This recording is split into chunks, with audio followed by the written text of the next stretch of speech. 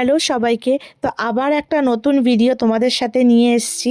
তো এটা হচ্ছে সরস্বতী পুজোর দিন। যেহেতু সরস্বতী পুজো 2 তারিখ 3 তারিখ দুদিন পড়েছিল, তো আমরা বাড়িতে সরস্বতী পুজোটা 2 তারিখে করেছিলাম। তো এখানে আমি এক এক করে ঠাকুরের সব কিছু গুছিয়ে নিয়েছি। এখানে ঠাকুরের ফার্স্টে মালা পরিয়ে নিয়েছি, তারপরে ঠাকুরের আর কি যা যা গুছাতে হয়, ঠাকুরের ঘট আঁকা, ঠাকুরের ফল কাটা, ঠাকুরের বাটা সাজানো, সব আমি নিজের হাতে করেছি।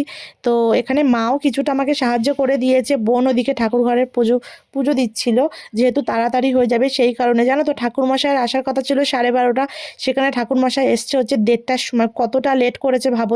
তার মানে আমি যাব হচ্ছে কলেজে, তো ঠাকুরমশাইয়ের জন্য আমার যেতে যেতে অনেকটাই লেট হয়েছে কলেজে। এখানে আমি সব গুছিয়ে নিয়েছি ঠাকুরের। এটা হচ্ছে একটা ঠাকুরের যে চাল কলা যেটা মাখে, সেই থালাটা গোছাচ্ছিলাম।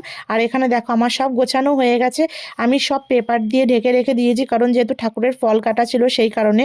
আর এখানে দেখো আমি একদমই রেডি হয়ে গেছি, যেহেতু ঠাকুরমশাই আসতে অনেকটা লেট করেছে। তো আমি একবারে রেডি হই, তারপরে পুজোতে বসবো, কারণ অঞ্জলি দিয়েই তারপরে বেরিয়ে যাব কলেজের উদ্দেশ্যে। আর এখানে দেখো আমার বোন চিকনি চামেলির মতন সেজেছে, কেমন লাগছে কমেন্টে কিন্তু জানিও। তো এখানে জানো তো অনেকে ছিল যে ঠাকুরমশাই আসবে তারপরে তারাও ঘুরতে যাবে, তারাও যেতে পারছে না, যেহেতু তারা অঞ্জলি দিয়ে একবারে যাবে সেই কারণে। ঠাকুরমশাই সেদিন যে এমন একটা কাজ করলো, সত্যি অনেকটাই লেট করে দিয়েছে। তারপরে দেখো অনেকক্ষণ পর ঠাকুরমশাই আসলো, তারপরে আমাদের এই পুজো শুরু হলো। ওনাকে তো ফোন করে পাওয়াই যাচ্ছে না, ফোন সুইচ অফ করে রেখে দিয়েছে। তারপরে আমার বাবা সে কোন জায়গা থেকে ওনাকে, ঠিক উনি বুঝতে পেরেছে কোথায় রয়েছে, সেই জায়গা থেকে ওনাকে গিয়ে নিয়ে এসেছে।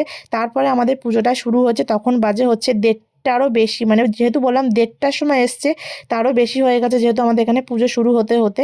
তারপরে তো এখানে আমি বোন সবাই মিলে বসে পড়েছি, অঞ্জলি দিয়েছি, অঞ্জলি দেওয়া হয়ে গেছে। আর এখানে হচ্ছে ঠাকুরমশাই যেহেতু আরতি করছিল, তো সেই কারণে সবাই দাঁড়িয়েছিল। তো দেখো সবাই অনেকে দাঁড়িয়েছিল। পুজো টুজো দেওয়া হয়ে যাওয়ার পর যাবো হচ্ছে কলেজে। আর সেদিন যে একটা ওয়েদার, যে কী বাজে একটা জঘন্য ওয়েদার ছিল, সে আর বলার মতন নয়। তারপরে চলে আসলাম হচ্ছে আমরা আমাদের স্টেশনে ঠাকুরনগরে। তখন আমরা 2:30টার ট্রেন ধরবো, 2:30টার ট্রেন ধরে তারপরে কলেজে গেছি। যেখানে মানুষ সকাল সকাল গেছে, সেখানে আমি গেছি হচ্ছে 2:30টার ট্রেন ধরে কলেজে।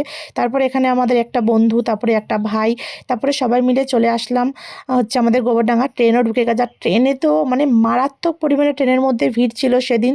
মানে 2:30টার ট্রেন, ভেবেছে হয়তো ফাঁকা থাকবে, কিন্তু না, খুব পরিমাণে ট্রেনের মধ্যে ভিড় ছিল। তারপরে চলে এসেছি গোবরডাঙ্গায়। এসে তো দেখি গায়ে সব জোড়া জোড়া জোড়া জোড়া, মানে একদম চিকনি চামেলি সব কিছু। তারপরে চলে এসেছি কলেজে। কলেজে তো মানে কত দিন পর যে কলেজে আসলাম সে শুধু আমিই জানি। তারপরে এসে তো দেখি কলেজের মধ্যে যে প্রচুর পরিমাণে ভিড় ছিল। আর এখানে এসে দেখি নাচানাচি হচ্ছে কলেজে। তো নাচানাচি দেখে তো আমারও খুব ইচ্ছে হচ্ছিল নাচ করি, কিন্তু পার্টনার না থাকলে কি নাচা যায়। তো যাই হোক, এখানে খুব সুন্দর একটা গান চলছিল, কিন্তু এখানে মিউজিকটা যদি আমি দিই তাহলে এখানে কপিরাইট চলে আসবে, সেই কারণে আর কি মিউজিক দেবো না। তারপরে আমি একটা ভাই একটা বোনের সাথে, মানে এত সুন্দর সুন্দর গান চালাচ্ছিল, মানে না নেচে আর পাচ্ছিলাম না। তারপরে আমি একটু নাচ করে নিলাম।